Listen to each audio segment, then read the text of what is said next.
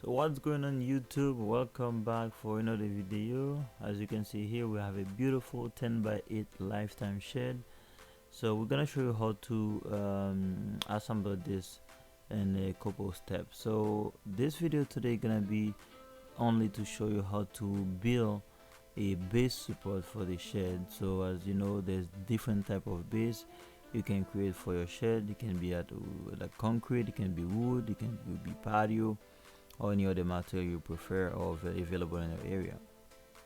So in our case, we're gonna go with patio stone just because that's what the customer likes, and he had some old patio stone available, so he wants us to use those instead of like charge for a new concrete base or a new wood base. I understand his point, and it's a way to save money as well. As you can see at the back, we're gonna use some regular block just to level, because the back is kind of like curved. It's lower than the front, so we definitely gonna go that and then use that. So using our compactor, it's really important because of the on our area. There's rain, there's snow. It's important to keep to really compact the your base. Really important, just you don't want it to move and when it's freezing out there.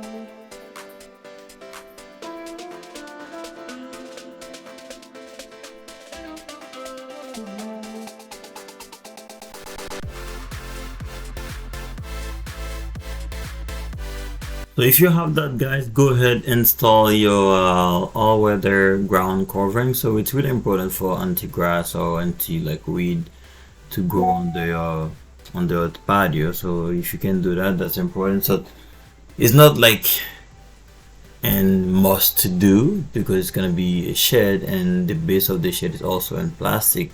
Nothing can get under it. So, but better be safe than sorry.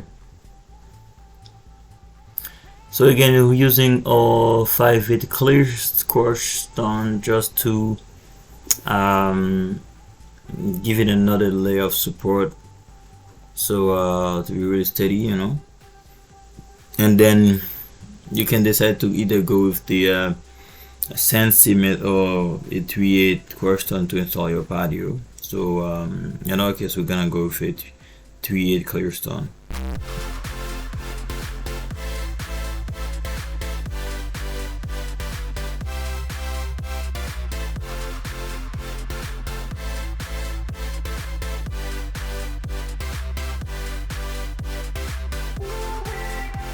So go ahead, really compact that, guys. Don't be afraid to use your compactor for many times. like that you have a peace of mind that all area is being compact. So in our case, the 20-inch compact is really good. We get that from Home Depot, but the uh, the problem with this one is it doesn't have reverse. As you can see, Stanley struggled to kind of turn around this here, but in our case, we have to go with it because that was the one available in this closest Home Depot. So that's how we check. And don't forget to kind of use your XP for your stone just to hold it on you, just to hold it tight, because you don't want in the future, one stone is out, one stone is in. You have to keep them in line by using the XP. That's it, guys. So now we're gonna go with our 3/8 clear stone just to kind of level that up and then install our patio stone over it. So again, it's not like important to go with the 3/8. You can also go with like a cement sand. Like it's not important to use 3/8, but in case you do like a driveway or patio, you can definitely go with 3/8.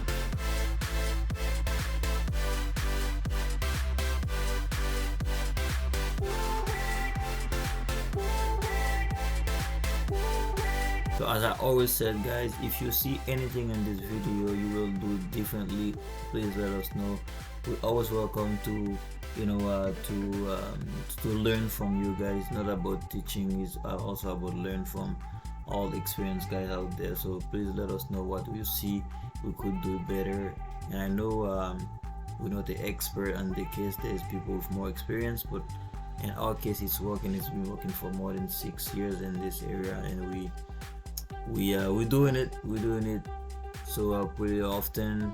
And again, like I said, you could do it different. There's several ways to do things, but the most important, you do it safe and professional.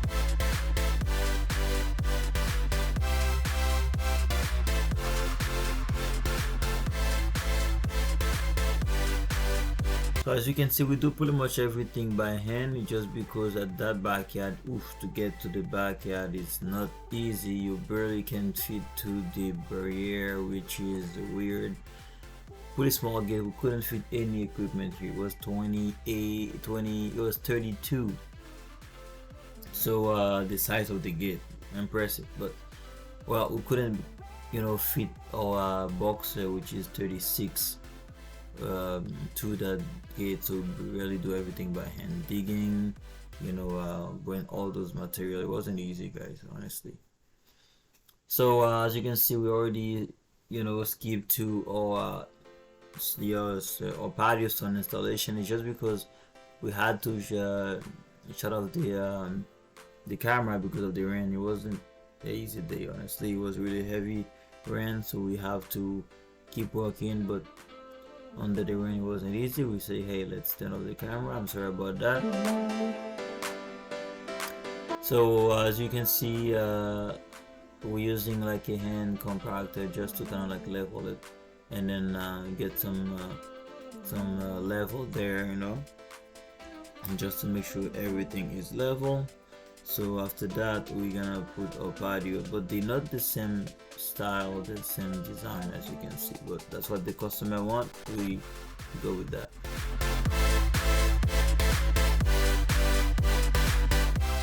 And again, all that is just for a base. It's nothing like fancy. That this is not something people gonna see day to day. It's gonna be under a shed, so you don't need to go fancy on that.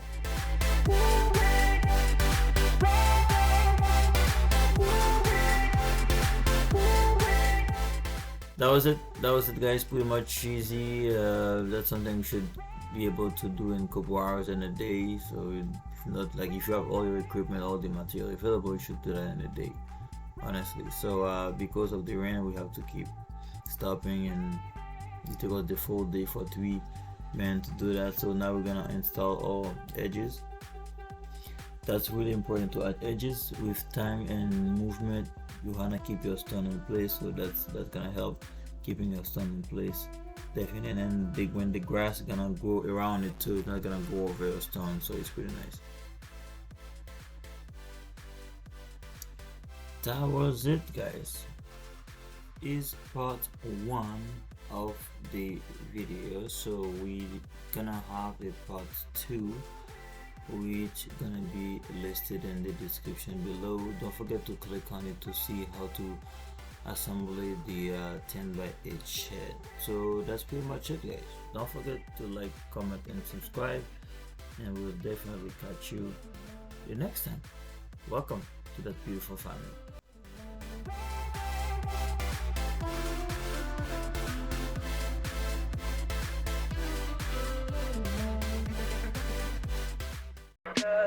Tell me pretty lies, look me in the face, tell me that you love